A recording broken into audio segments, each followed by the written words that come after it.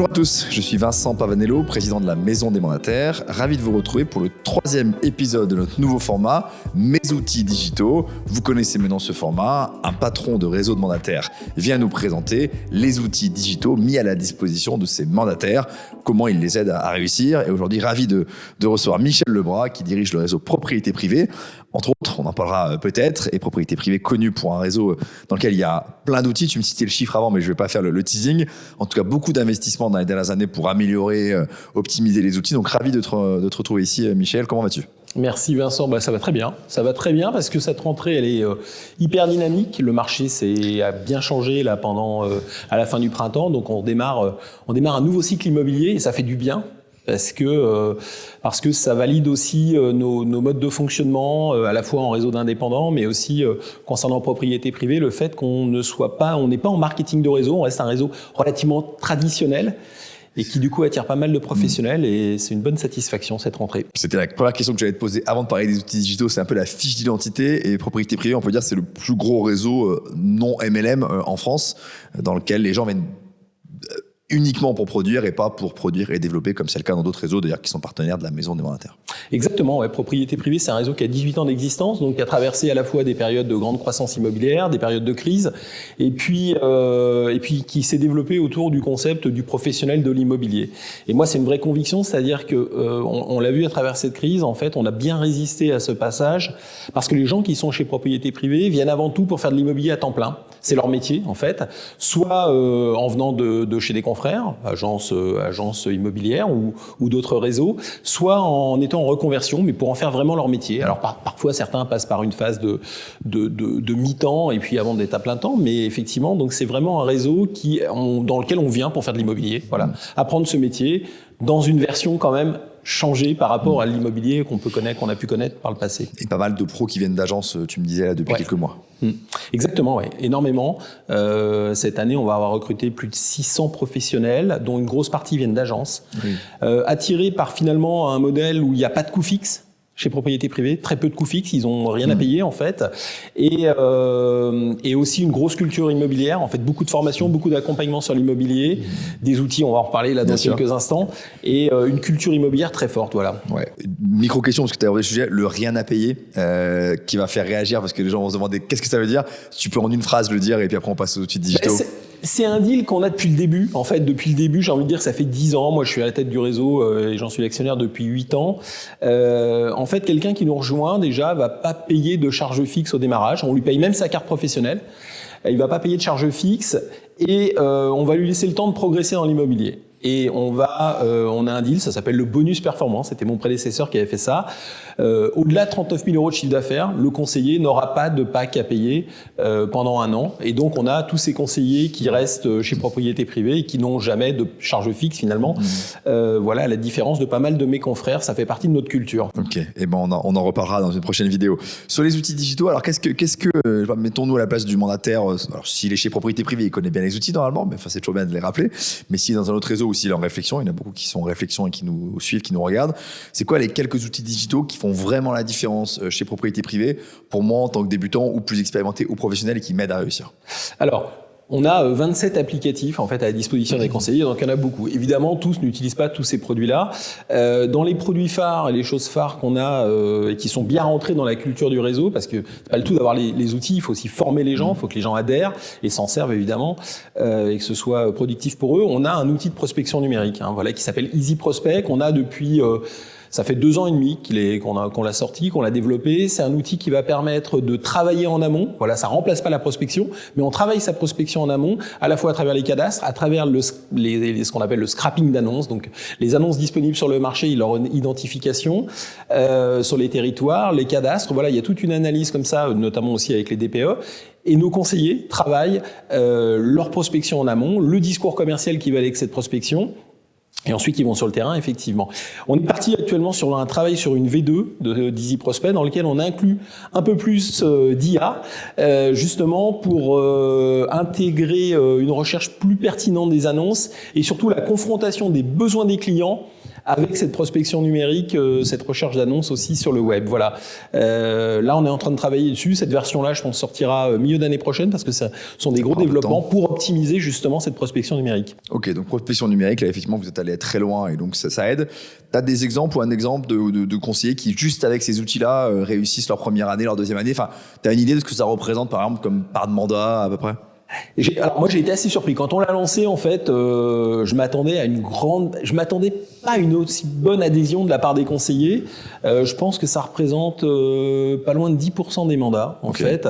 Pourquoi? Parce que l'habitude a été prise très rapidement. Ça arrivait à un moment, c'est un outil aussi qu'on a sorti à un moment où le marché il y avait peu de mandats sur le marché, et donc effectivement les conseillers sont jetés dessus. On avait fait, ils ont 4 sessions de formation avec des niveaux différents, et donc il y a un gros accompagnement. Et voilà, c'est une très belle adhésion. Je m'attendais pas à une aussi grande adhésion, pour être honnête. Donc là, un applicatif sur la partie prospection. Si tu en avais d'autres à mettre en avant, peut-être sur la partie prospection ou sur d'autres parties du business. Sur d'autres sujets. On a sorti cette année un outil de visite numérique, donc de vidéo. En fait, pourquoi? Simplement, c'est une application qui s'appelle Easy Visit qui va permettre de faire des vidéos des biens avec un montage automatique. On a fait les développements. C'est nos équipes qui ont fait les développements. Pourquoi? Parce que je souhaite que chez Propriété Privée, on se démarque par l'image de la mise en avant de nos biens. Notamment, on est en train de créer un standard de publication chez nous qui va comporter une vidéo à destination des réseaux sociaux, qui va comporter de la visite virtuelle à destination des portails et un certain type de photos, typologie de photos type HDR, pour pouvoir avoir un set de communication de grande qualité pour les conseillers propriété privée. Voilà. Concrètement, pendant la visite, ça se passe comment avec cet outil pour que... Concrètement, c'est très très simple. Sur smartphone, donc Android ou iOS, on prend des petites vidéos, le montage... Donc on prend plein de petites vidéos de chaque pièce, par exemple. Mais c'est complètement assisté, en fait. C'est complètement assisté. On te dit, prends en vidéo tel truc. Voilà, exactement. Et ensuite, on sélectionne celle qu'on garde pas. C'est ultra simple. Et on vient mettre sa voix derrière, voilà, en fonction de ses choix. Et c'est ultra simple. En 5 minutes, on a fait une vidéo professionnelle. Et là, tu mets de l'IA d'ailleurs aussi pour générer la vidéo et le montage. Exactement, ouais. Le montage est complètement automatique et automatisé, ouais. Ok, donc ça, c'est très pratico-pratique, très concret pour les conseillers. Est-ce qu'il y a d'autres choses, peut-être pour dans les derniers outils qu'on a sortis, on a sorti une application là, pareil, sur iOS et Android de partage de mandats. Donc pour que les conseillers partagent entre eux de façon simple et fluide leur mandat ou leur contact. Et cette application, elle a un double but. C'est une application aussi d'apporteur d'affaires. Une application qui s'appelle WeDir, qui n'est pas badgée propriété privée et qui va permettre à tout un chacun d'être un apporteur d'affaires pour les conseillers propriété privée. Voilà. Ça s'appelle WeDir. Ouais, parce que j'ai entendu WeDir, c'est ça l'expression? Ouais, WeDir, W-I-D-I-R. Et donc double vocation, à la fois apport d'affaires et à la fois partage entre les conseillers d'apport et de contact. Ok. Votre grande actualité de l'année, on en parlera dans une autre vidéo, c'est le partenariat avec La Poste. J'imagine que là, le digital, ça vous aide aussi à faire vivre ce partenariat. Tu peux peut-être nous en parler un petit peu? Exactement, parce qu'il a fallu qu'on crée, exactement, on a signé un partenariat avec La Poste après quelques années de travail en commun pour en arriver là. Et il a fallu qu'on mette en commun aussi nos outils informatiques, donc pour arriver à créer un lien entre les structures. Et pour ça, effectivement, on a chez Propriété Privée un outil qui s'appelle Easy Lead, où on va distribuer des contacts à nos conseillers un peu partout sur le territoire, voilà. Et c'est là, effectivement, on a de l'IA parce que il faut effectivement que l'on arrive à répartir de façon égale, de façon la plus juste possible, les contacts pour nos conseillers un peu partout sur le territoire, voilà. J'imagine que c'est effectivement un gros boulot. Ok, c'est clair. Est-ce qu'il y a un dernier outil dont tu veux parler, un dernier applicatif? Après, je te pose une question plus de prospective, mais est-ce qu'il y a un dernier sujet que tu fais et qui est très différenciant chez Propriété Privée par rapport aux autres réseaux? En avant-première, on travaille en fait, on est en train de finaliser un outil, là aussi encore sur l'image, où en fait on travaille avec des produits, alors certains peut-être le connaître, ça s'appelle RoomGPT notamment, où on travaille sur de la visite virtuelle générée par de l'IA.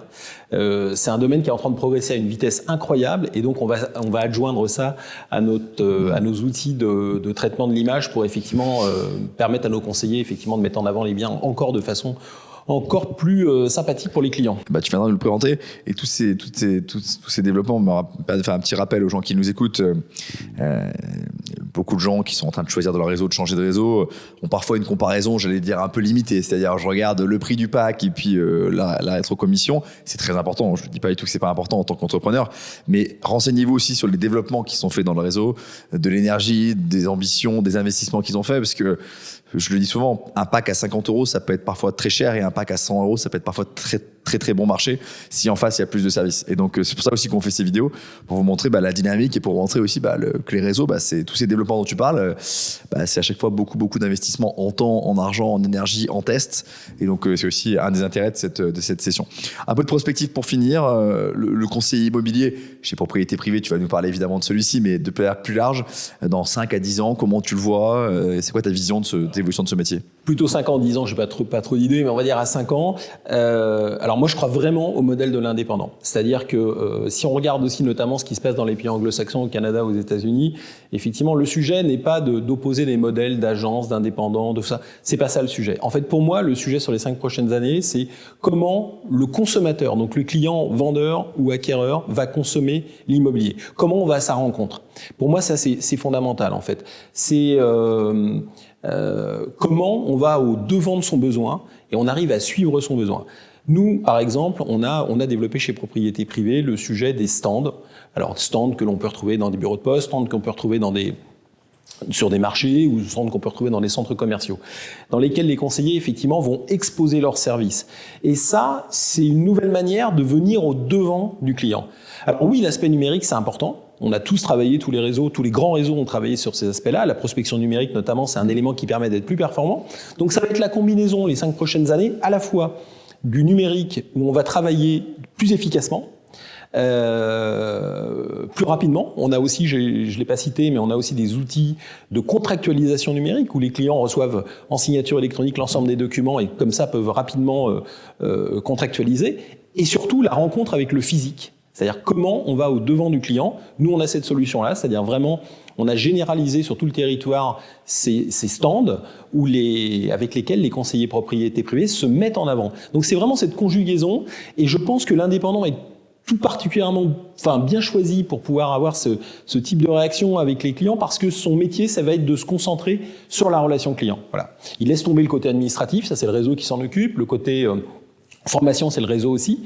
Il va se concentrer sur la relation client. Et c'est ça l'avenir du conseiller immobilier en France, la relation client. Voilà, avec des réseaux performants derrière. C'est très enthousiasmant. Donc, tu reviendras dans 5 ans, on verra où est-ce que vous en êtes. J'en doute pas que toutes ces promesses auront été tenues.